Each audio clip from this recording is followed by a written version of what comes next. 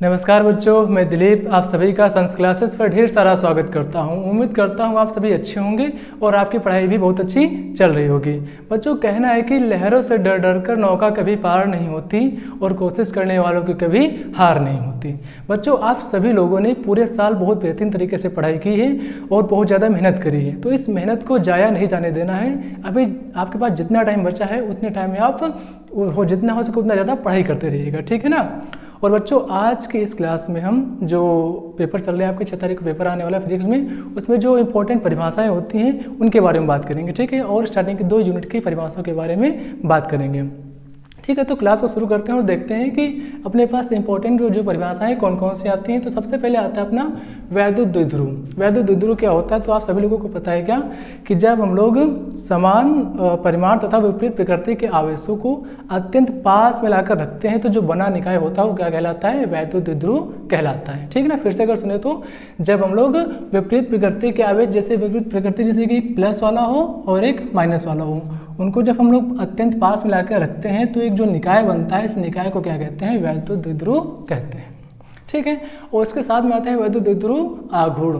वैद्युत द्विध्रुव आघूर्ण होता क्या है बच्चों, वैद्युत द्विध्रुव आघूर्ण होता क्या, किसी एक परिमाण मतलब कोई एक आवेश उठा लेते हैं, किसी एक आवेश उठा लेते हैं, चाहे प्लस वाला हो चाहे माइनस वाला हो, एक परिमाण मतलब एक आवेश को उठा लेते हैं और उसके बीच की दूरी, तो हम लोग प्लस वाला आवेश हमेशा लेते हैं हम लोग, तो प्लस वाला आवेश उठा लिए और उनके बीच की दूरी कभी कभी हम लोग 12 मानते हैं और कोई कोई यहाँ पर डी भी मानता है, तो कोई भी ले सकते हैं ना। तो यहाँ पर दूरी कितनी, यहाँ पर 12 ले लेते हैं, तो उन दोनों क्या करा दिया है, गुणा करा दिया जाए, तो उन दोनों जब गुणा कराएंगे तो ये क्या बनता है, वैद्युत द्विध्रुव आघूर्ण बन जाता है। और वैद्युत द्विध्रुव आघूर्ण को P से लिखते हैं, ठीक है ना। जब किसी एक आवेश, एक प्रकृति के आवेश को तथा उनके बीच की दूरी को आपस में गुणा कराते हैं तो क्या बनता है, वैद्युत द्विध्रुव आघूर्ण बनता है, ठीक है ना। तो ये आपका इंपॉर्टेंट है, पढ़ सकते हो आप, ठीक है, बड़े आराम से। वैद्युत द्विध्रुव हो गया, वैद्युत तथा वैद्युत द्विध्रुव आघूर्ण भी क्लियर हो जाएगा यहाँ से। फिर आता है वैद्युत फ्लक्स। वैद्युत फ्लक्स क्या होता है और इसकी परिभाषा भी आती है, मात्रक भी आता है और विमा भी पूछी जाती है, ठीक है। तो वैद्युत फ्लक्स होता है क्या है कि जब वैद्युत बल रेखाएं होती हैं, वैद्युत बल रेखाओं की संख्याओं को ही वैद्युत फ्लक्स कहते हैं। यानी कि एक काल्पनिक पृष्ठ होगा, हम मानते क्या कि वैद्युत क्षेत्र में कोई एक काल्पनिक पृष्ठ होगा, उस काल्पनिक पृष्ठ से गुजरने वाली जो वैद्युत बल रेखाएं होंगी उन संख्या की माप को ही क्या बोलेंगे, वैद्युत फ्लक्स बोलेंगे, ठीक है ना। वैद्युत फ्लक्स बोलेंगे, वैद्युत फ्लक्स को फाई से लिखते हैं, ठीक है। वैद्युत फ्लक्स की परिभाषा हो जाएगी। फिर मात्रक क्या होता है, मात्रक होता है न्यूटन मीटर स्क्वायर पर कूलाम, और इसका दूसरा मात्रक होता है वोल्ट मीटर। ध्यान रखना, ठीक ना। मात्रक बहुत ज़्यादा इंपॉर्टेंट क्वेश्चन है आपका, वैद्युत फ्लक्स की परिभाषा, मात्रक और विमा बहुत ज़्यादा इंपॉर्टेंट है। विमा क्या होती है, ml की पावर 3 और t की पावर -3 और a की पावर -1, a इनवर्स कह सकते हैं ना। तो विमा, मात्रक और परिभाषा पूरी तरह से याद करके रखना है। अगला आता है आपका गॉस की प्रमेय तथा अनुप्रयोग। हाँ बेटा, गॉस की प्रमेय बहुत ज़्यादा इंपॉर्टेंट है। गॉस की प्रमेय क्या होती है कि कोई एक बंद पृष्ठ होगा तो इस बंद पृष्ठ से गुजरने वाला जो संपूर्ण वैद्युत फ्लक्स होगा, यानी कि एक बंद पृष्ठ होगा, कोई भी बंद पृष्ठ हो, पूरी चारों तरफ से बंद हो, तो उस बंद पृष्ठ के अंदर एक आवेश रखा होगा, तो आवेश जब रखा होगा तो वैद्युत बल रेखाएं निकालेगा। तो वैद्युत बल रेखाएं जो होंगी उनकी माप, यानी कि जो वैद्युत बल रेखाएं होंगी उनका माप मतलब क्या, वैद्युत फ्लक्स। यानी कि वैद्युत फ्लक्स हमको बड़े आराम से पता है। वैद्युत फ्लक्स क्या होता है कि वैद्युत बल रेखाओं की संख्या की माप को ही वैद्युत फ्लक्स कहते हैं, ठीक है ना। वैद्युत फ्लक्स जो होता है वो जो अंदर आवेश होता है, अंदर आवेश का 1/ε0 गुना होता है। अंदर जो आवेश होगा उसका क्या होगा, 1/ε0 गुना होगा, तो कह सकते हैं 1/ε0 गुना होगा। बात क्लियर, इतना होता है। फिर से अगर समझें तो कोई एक बंद आवेश होगा, ठीक ना, उसके अंदर आवेश है, मतलब एक पृष्ठ है, उसके अंदर आवेश बंद है, उस बंद पृष्ठ से निकलने वाली जो वैद्युत बल रेखाएं होंगी या फिर चुंबकीय वैद्युत फ्लक्स होगा उसका 1/ε0 गुना होता है कौन, ये तुम्हारा फाई। इसी को क्या बोलते हैं, इसी को बोलते हैं गॉस की प्रमेय बोलते हैं, ठीक है ना। इसके अनुप्रयोग, बेटा इसके अनुप्रयोग बहुत ज़्यादा इंपॉर्टेंट है।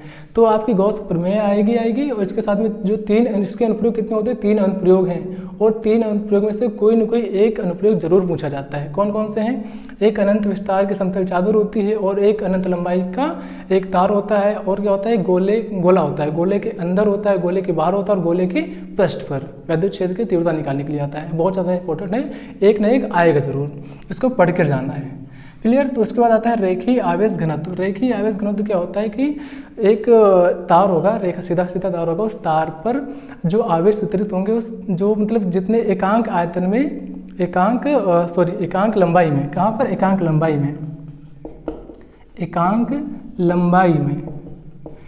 लंबाई में जो तुम्हारे आवेश वितरित होंगे उनकी संख्या को ही क्या बोलेंगे, उसकी मात्रा को क्या बोलेंगे, रेखीय आवेश घनत्व। एकांक लंबाई में वितरित आवेश की मात्रा को क्या बोलते हैं, रेखीय आवेश घनत्व बोलते हैं। और इसको लिखते कैसे हैं, लैम्डा से। लैम्डा इसको कितना हो जाता है, Q/L। ठीक, रेखीय आवेश घनत्व का फार्मूला बन जाएगा। मतलब एकांक लंबाई में वितरित आवेश की मात्रा को रेखीय आवेश घनत्व कहते हैं। फार्मूला हो जाएगा लैम्डा इक्वल टू Q/L। मात्रा को क्या जाएगा, इसका क्या, कूलम पर मीटर बन जाएगा। ठीक ना, ध्यान रखना, एक नंबर में आ सकता है, हो जाएगा रेखीय आवेश घनत्व हो जाएगा। फिर आता है वैद्युत क्षेत्र की तीव्रता। वैद्युत क्षेत्र की तीव्रता आप सभी लोगों को पता है क्या होती है, कि अगर वैद्युत क्षेत्र में कोई एक आवेश रखा हो, विद्युत क्षेत्र में कोई आवेश रखा हो, विद्युत क्षेत्र पर कोई परीक्षण आवेश रखा हो चाहे आवेश रखा हो, उस पर कार्यरत जो वैद्युत बल होता है, उस पर वैद्युत क्षेत्र कितना बल लगाता है आवेश पर, तो उसी को क्या बोलते हैं, वैद्युत क्षेत्र की तीव्रता बोलते हैं। हाँ, क्या कहते हैं कि वैद्युत क्षेत्र की तीव्रता क्या होती है, किसी एकांक आवेश पर कार्यरत वैद्युत बल, किसी एकांक आवेश पर कार्यरत वैद्युत बल और तथा उसका जो परीक्षण आवेश होगा उसका अनुपात लगा देते हैं, क्या बनता है, वैद्युत क्षेत्र की तीव्रता बनती है। तो यह बन जाता है क्या, वैद्युत क्षेत्र की तीव्रता।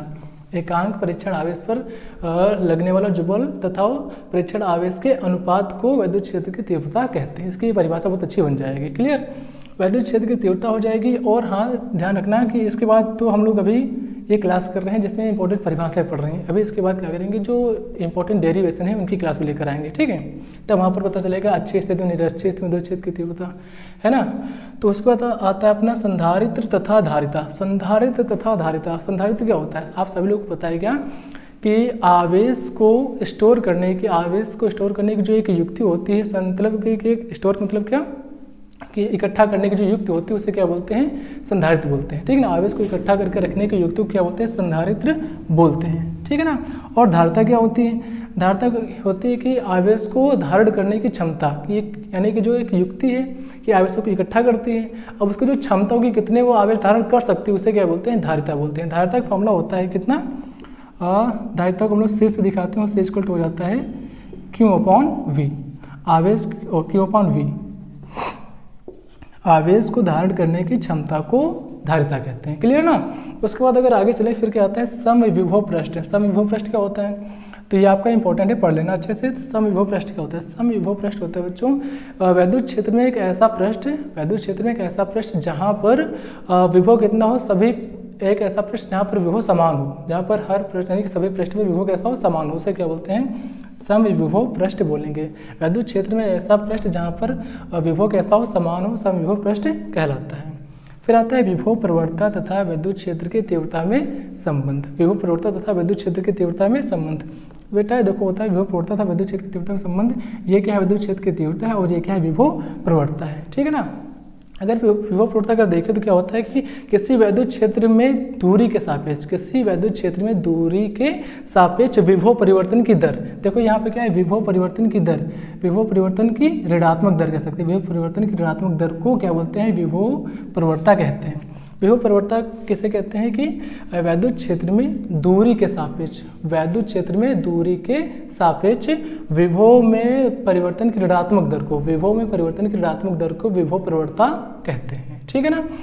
तो विभव प्रवणता तथा विद्युत क्षेत्र की तीव्रता में संबंध पूछा जाता है, बहुत इंपॉर्टेंट क्वेश्चन है, इसको पढ़ के जाना है। ठीक है, याद कर लेना, छोटा सा है, बहुत इंपॉर्टेंट है। उसके बाद आता है विद्युत वाहक बल, टर्मिनल विभवांतर तथा आंतरिक प्रतिरोध में संबंध। इसका तो पूरा डेरिवेशन ही पूछा जाता है, हो सकता है इसका ऑप्शन में भी पूछ लिया जाए। Is equal to V+IR। अब देखते हैं अगर इसमें क्या क्या है, विद्युत वाहक बल, टर्मिनल विभवांतर तथा आंतरिक प्रतिरोध।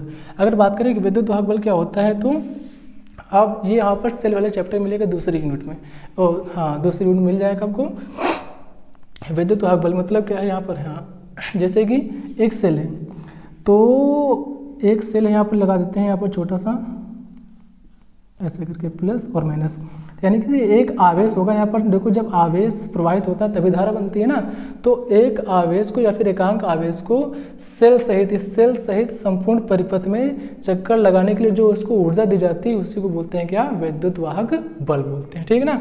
यानी कि एकांक आवेश को सेल सहित संपूर्ण परिपथ में एक चक्कर लगाने के लिए जो इसको ऊर्जा दी जाएगी उसी को क्या बोलते हैं, विद्युत वाहक बल बोलते हैं। ठीक है ना।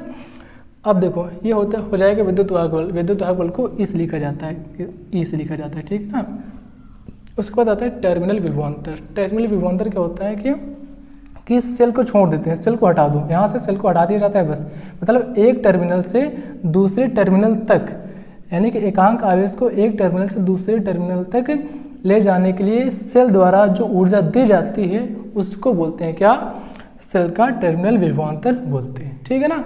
उसके बाद आता है आंतरिक प्रतिरोध। आंतरिक प्रतिरोध क्या होता है, फिलहाल तो आप सभी लोग को प्रतिरोध के बारे में जानकारी है कि प्रतिरोध क्या होता है। धारा के मार्ग में जो अवरोध आता है उसे क्या बोलते हैं, प्रतिरोध बोलते हैं। आंतरिक प्रतिरोध क्या होता है, देखो कि ये जो सेल होता है बच्चों, सेल में कुछ वैद्युत अपघट्ट भी तो होता है तभी तो सेल बनता है। तो वैद्युत अपघट्ट में जो आवेश के प्रवाह में फिर धारा के प्रवाह में जो रुकावट आती है उसी को बोलते हैं क्या, आंतरिक प्रतिरोध। यानी कि सेल के अंदर धारा के मार्ग में जो रुकावट आती है उसे क्या बोलते हैं, आंतरिक प्रतिरोध बोलते हैं। और इसमें ये होता है संबंध, इसका पूरा फॉर्मूला बन जाता है, एक छोटा सा डेरिवेशन भी होता है ना, E=V+IR, ठीक है, ये पूरा क्लियर हो जाएगा। फिर आती है क्या, आवेश वाहक की गतिशीलता। आवेश वाहक की गतिशीलता बच्चों बहुत इंपॉर्टेंट चीज़ है गतिशीलता। कभी कभी सिर्फ गतिशीलता के नाम से ही पूछा जाता है। गतिशीलता क्या होती है कि इसका फॉर्मूला होता है छोटा सा, इस फॉर्मूले के बेस पर इसकी परिभाषा बनती है क्या, VD/E, VD/E, और गतिशीलता को म्यू से लिखते हैं, किससे, म्यू से लिखते हैं। तो कह सकते हैं क्या कि अनुगमन वेग तथा वैद्युत क्षेत्र की तीव्रता, वैद्युत क्षेत्र की तीव्रता कहें या फिर वैद्युत क्षेत्र कह सकते हैं ना, तो वैद्युत क्षेत्र की तीव्रता के अनुपात को क्या बोलते हैं, गतिशीलता कहते हैं, ठीक है ना। अनुगमन वेग तथा वैद्युत क्षेत्र की तीव्रता, वैद्युत क्षेत्र की तीव्रता के अनुपात को गतिशीलता कहते हैं। बात क्लियर, छोटी सी परिभाषा है, एक नंबर में पूछे जा सकती है। अनुगमन वेग तथा वैद्युत क्षेत्र की तीव्रता के अनुपात को गतिशीलता कहते हैं, बड़े आराम से, ठीक है, इतनी बात क्लियर। अब आगे चले, पढ़ लेना, बहुत इंपॉर्टेंट है ये। उसके बाद आता है वैद्युत चालकता। वैद्युत चालकता क्या होती है, वैद्युत चालकता बच्चों आप लोगों को प्रतिरोध तो पता है ना, प्रतिरोध क्या होता है, धारा के मार्ग में जो रुकावट आती है उसे बोलते हैं प्रतिरोध। और यहाँ पे जो लिखा है वैद्युत चालकता, वैद्युत चालकता बोलते हैं प्रतिरोध के व्युत्क्रम को क्या बोलते हैं, अचालकता बोलते हैं। कौन सी वैद्युत चालकता बोलते हैं, प्रतिरोध के व्युत्क्रम को, प्रतिरोध के व्युत्क्रम को। प्रतिरोध के व्युत्क्रम अगर करें तो कैसा होगा, वैद्युत चालकता को हम लोग G से दिखाते हैं, G हो जाएगा 1/R, G हो जाएगा 1/R हो जाएगा, ठीक है ना। ये होती है क्या, वैद्युत चालकता।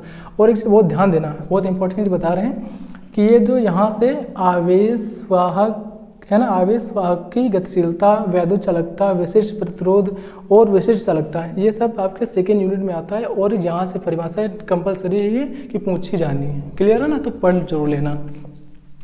तो गतिशीलता क्लियर हो गया, वैद्युत चालकता भी क्लियर हो गया। इसका मात्रा क्लियर कर सकते हैं क्या, ओम इनवर्स, है ना, ओम इनवर्स कह सकते हैं, फिर कह सकते हैं क्या, साइबन, ठीक है। अब आता है क्या, विशिष्ट प्रतिरोध। विशिष्ट प्रतिरोध क्या होता है, विशिष्ट प्रतिरोध होता है धारा घनत्व तथा वैद्युत क्षेत्र की तीव्रता तथा धारा घनत्व के अनुपात को, ठीक है ना, कह सकते हैं धारा घनत्व तथा, फिर से आप लिख देते हैं यहाँ पर, एक सेकंड इसको साफ कर दे फिर लिखते हैं।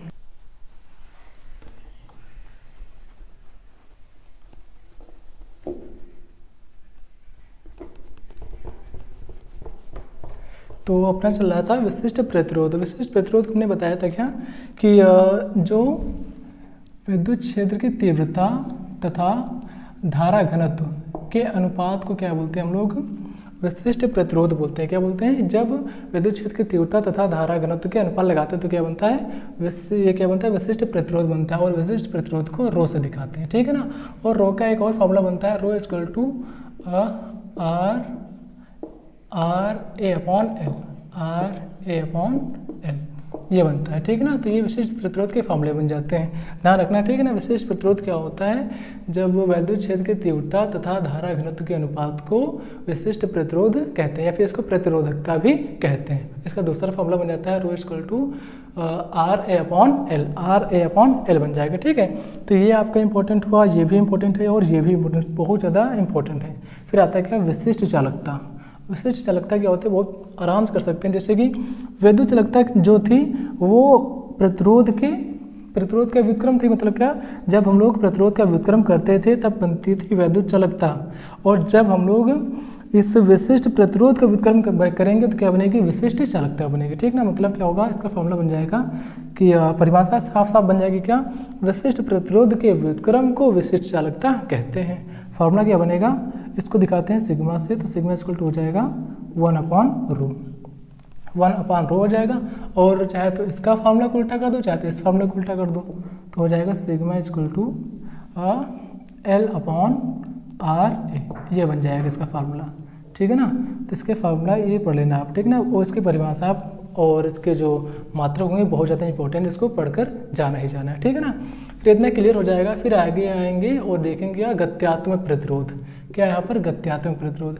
गत्यात्मक प्रतिरोध क्या होता है देखें तो, जो अनओमी प्रतिरोध होता है, अनओमी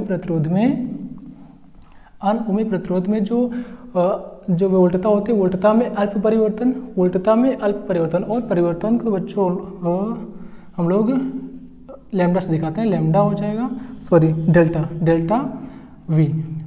वोल्टता में अल्प परिवर्तन तथा धारा में अल्प परिवर्तन के अनुपात को गत्यात्मक प्रतिरोध कहते हैं, और गत्यात्मक प्रतिरोध को स्मॉल r से लिखते हैं। ये बन जाएगा क्या? गत्यात्मक प्रतिरोध। ठीक है ना, अनओमी परिपथ के लिए जो वोल्टता में अल्प परिवर्तन तथा धारा में अल्प परिवर्तन के अनुपात को गत्यात्मक प्रतिरोध कहते हैं। ठीक है ना, बहुत इंपॉर्टेंट परिभाषा है, पढ़ लेना। और फिर आता है अनुगमन वेग तथा धारा घनत्व में संबंध। अनुगमन वेग की जो परिभाषा वो भी अपने आप में बहुत ज़्यादा इंपॉर्टेंट होती है। ठीक है ना, वैद्युत क्षेत्र की उपस्थिति में आवेश का एक सूक्ष्म नियत औसत वेग से जो गति होती है उसे बोलते हैं क्या? अनुगमन वेग बोलते हैं। और फिर अनुगमन वेग तथा धारा घनत्व में संबंध फार्मूला होता है J = NE/VD, जहाँ पे धारा घनत्व क्या है? J और अनुगमन वेग क्या है? VD। तो इसमें संबंध के लिए तुम्हारा पूरा का पूरा फार्मूला बन जाता है। ठीक है ना, बात क्लियर। उसके बाद आता है क्या? अनुगमन वेग तथा विभवांतर में संबंध। ये भी बहुत ज़्यादा इंपॉर्टेंट है, ये आपका पूछा जा सकता है अच्छे से। ठीक है ना, तो ध्यान देना।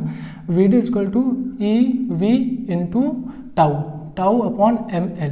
ठीक है, टाउ यहाँ पर क्या आपका श्रांतिकाल होता है। ठीक है ना, टाउ क्या है? श्रांतिकाल है। और E क्या है हमारे? इलेक्ट्रॉन। V क्या है? विभवांतर या फिर वोल्टता है, विभवांतर कह सकते हैं। और M क्या है आपका? M आपका वो क्या बोलते हैं? मास हो जाएगा। L क्या हो जाएगी? लंबाई हो जाएगी। ठीक है, ये आपके यहाँ तक क्लियर हो जाएगा। फिर आता है आपका किरचॉफ का नियम। ये जो संबंध है इसमें से कोई ना कोई एक जरूर आएगा। ठीक है, याद रखना। फिर आता है क्या? किरचॉफ के नियम। किरचॉफ के नियम क्या होते हैं? बहुत ज़्यादा इंपॉर्टेंट है किरचॉफ के नियम। किरचॉफ के दो नियम होते हैं, कौन सा? एक पहला नियम होता है और एक दूसरा नियम होता है। पहले नियम क्या होता है? धारा, मतलब धारा को इसमें क्या होती है? जो धाराएं होती हैं किसी एक बिंदु पर मिलने वाली समस्त धाराएं का, आने वाली समस्त धाराएं तथा जाने वाली समस्त धाराओं का जो बीजगणितीय होता है कितना होता है? 0 होता है। ठीक है ना, आने वाली समस्त धाराएं और जाने वाली समस्त धाराएं उनका बीजगणितीय कितना होगा? 0 होगा। जैसे कि एक यहाँ पर अगर बना के दिखाएं हम, ठीक है, यहाँ पर एक और बना देते हैं। जैसे कि यहाँ पर इधर से धारा आ रही है I1, ठीक है ना, और इधर से धारा आ रही है I2, और इधर से धारा जा रही है I3 धारा जा रही है, इधर से धारा जा रही है I3 धारा जा रही है, इधर से धारा जा रही है I3 धारा जा रही है। ठीक है ना, तो ये आने वाली धारा है तथा ये जाने वाली धारा है। आने वाली धारा को हम लोग प्लस में लिखेंगे, यानी कि I1 + I2, ठीक है, इज इक्वल टू लिखें, चाहे तो माइनस में लिख सकते हैं। और जो जाने वाली धारा होती है उसको माइनस में लिखते हैं, माइनस का I3, फिर माइनस का I4, I3 कर लो, इसको I4 कर लो, इसको I5 कर लो।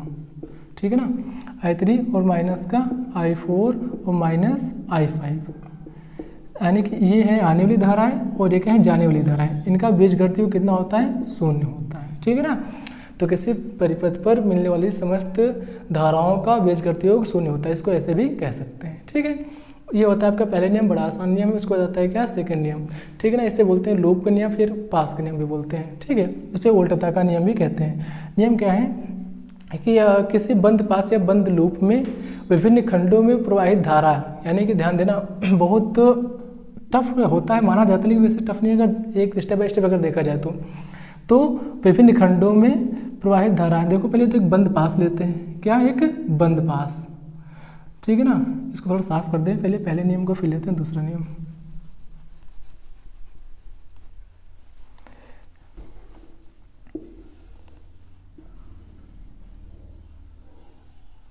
अच्छे समझ लो, यहाँ पर आसान सा है, छोटा सा।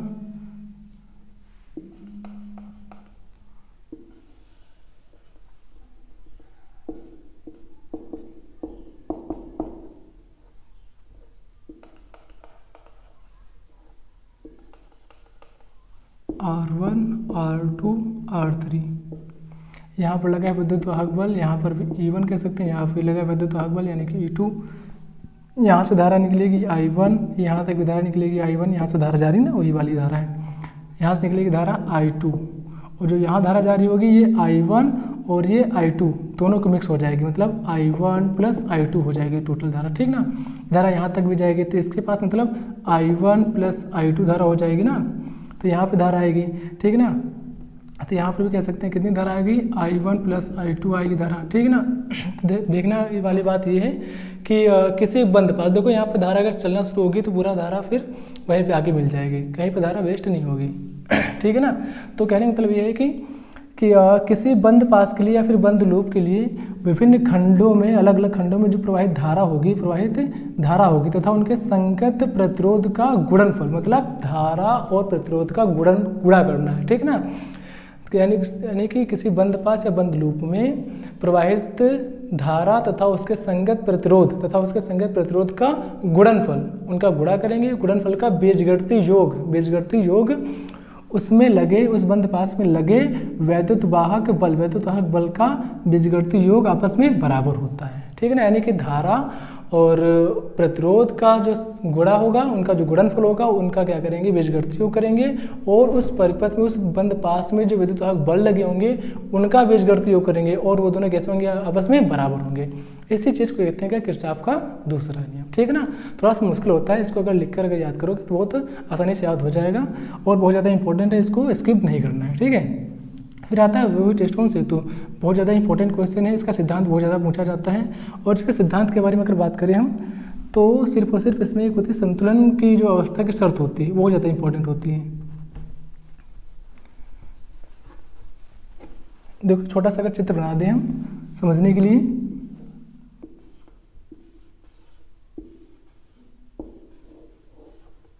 ठीक है, यहाँ पर लगा देते हैं, क्या सेल लगा देते हैं, माइनस, यहाँ पर प्रतिरोध होगा, यहाँ प्रतिरोध होगा, और यहाँ प्रतिरोध, इन सभी जगह पे क्या होगा, प्रतिरोध होगा।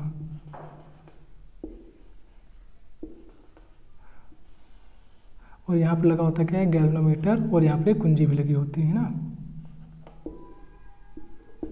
यहाँ पे गैल्वेनोमीटर लगा होता है। देखो थोड़ा सा समझने के लिए बता रहे हैं सिर्फ बस, कि देखो यहाँ पर इस परिपथ में हमको कोई धारा प्राप्त नहीं होगी, यानी कि शून्य विक्षेप होगा, कोई धारा यहाँ पर नहीं आएगी।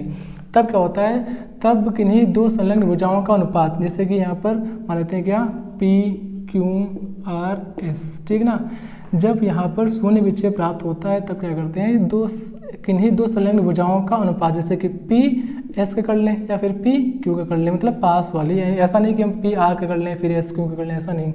संलग्न भुजाओं का अनुपात, जैसे कि P अनुपात S कर लें, P अनुपात S, ठीक है ना। और शेष दो संलग्न भुजाओं का अनुपात, शेष यही तो बची शेष, तो इनका अनुपात Q/R कैसा होता है, आपस में बराबर होता है, ठीक है ना। बस यही होता है, उसका सिद्धांत ज़्यादा खास नहीं है, बाकी सिद्धांत की इसकी थ्योरी दिखानी पड़ती है कि हाँ इसमें कैसे कैसे सब बनाया गया है, बस, ठीक है ना। बाकी आप थ्योरीज पढ़ेंगे तो आपका हो जाएगा, लेकिन ये क्वेश्चन आपको छोड़कर नहीं जाना है, इंपॉर्टेंट क्वेश्चन है, ठीक है। क्या होता है कि जब यहाँ पर शून्य विक्षेप प्राप्त होता है तो संलग्न भुजाओं का अनुपात शेष अन्य दो भुजाओं का जो अनुपात होगा कैसा होगा, बराबर होता है, ठीक है। इतनी बात क्लियर। तो ये होता है आपका जो 2 यूनिट है आपकी स्टार्टिंग की, 2 यूनिट जो है उसके इंपॉर्टेंट परिभाषाएं बन जाती हैं, ठीक ना। तो इनको पढ़कर जाना है। आप सभी लोगों ने अपने अपनी जगह से अपने अपने तरीके से बहुत कुछ पढ़ लिया होगा, लेकिन इन क्वेश्चंस को छोड़कर नहीं जाना है, इन क्वेश्चन को ज़रूर से ज़रूर पढ़ लेना है, ठीक है ना। तो हम आगे चलेंगे और आगे अगली वीडियो में बाकी बचे जो यूनिट होंगे उनके बारे में बात कर लेंगे, ठीक है ना। तो अगर आपको किसी भी चैप्टर में, किसी भी यूनिट में, किसी प्रकार के जो न्यूमेरिकल होते हैं उसमें अगर कोई दिक्कत है तो कमेंट कर दीजिएगा, उसका हम वीडियो बना देंगे, ठीक है, उसकी वीडियो बना देंगे, क्लियर। तो मिलते हैं अगली वीडियो में, आप सभी का धन्यवाद।